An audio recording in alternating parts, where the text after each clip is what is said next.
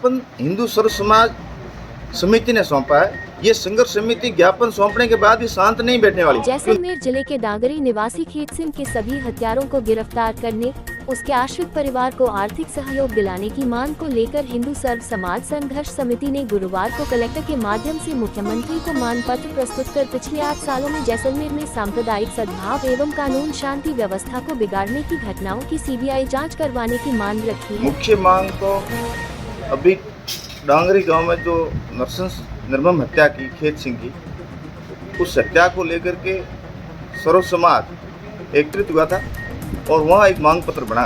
उस मांग पत्र में पहली मांग तो यही है कि जो खेत सिंह का मर्डर हुआ है उसकी एसआईटी से जांच कराई जाए और उसमें जो मुख्य अभियुक्त उनके अतिरिक्त जो उनको सह देने वाले हैं उन सभी को गिरफ्तार करके और उनको सजा दी जाए, ये मुख्य मांग है। दूसरी मांग है कि उस मृतक परिवार को 1 करोड़ का मुआवजा दिया जाए।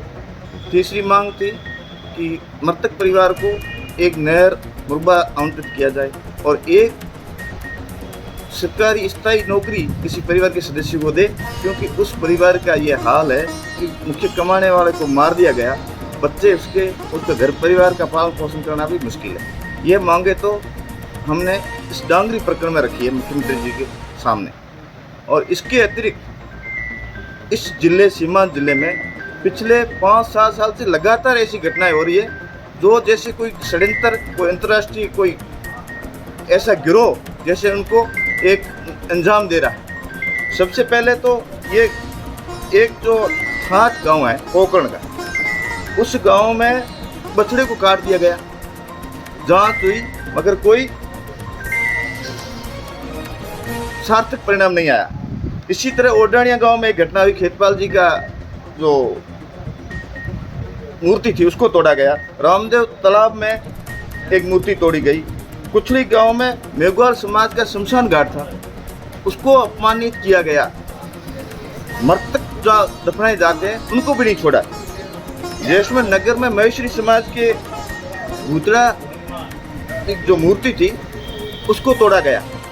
महंत प्रतापपुरी जी के साथ क्या हुआ, कैसा अपमान किया। महंत प्रतापपुरी जी का अपमान नहीं है, सर्व हिंदू समाज का सनातन धर्म का अपमान हुआ, उस पर क्या कार्रवाई हुई। इसी तरह से जो वासनपीर घटना हुई थी पूरे देश में चर्चित रही। उस वासनपीर घटना में जो पीड़ित पक्ष है गणपत सिंह द्वारा जो एफआईआर दर्ज की गई उसमें एक भी गिरफ्तारी अभी तक नहीं हुई है।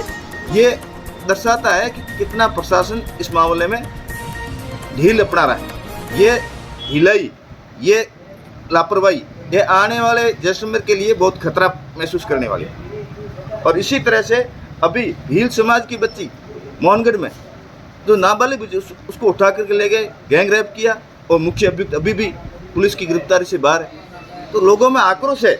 इसी तरह से अभी एक मसूरिया गांव में घटना घटी, वहाँ भी मूर्तियों का अपमान किया गया, किसी तरह की अभी तक उसमें कोई गिरफ्तारी नहीं हुई है। इसी रूप में ये अभी मोहनगढ़ का प्रकरण एक माह पहले का है, जो फर्जी करेंसी ला रहे हैं और बाजार में बांट रहे हैं। तो ये सारी घटनाएं इस तरह से घटित हुई है।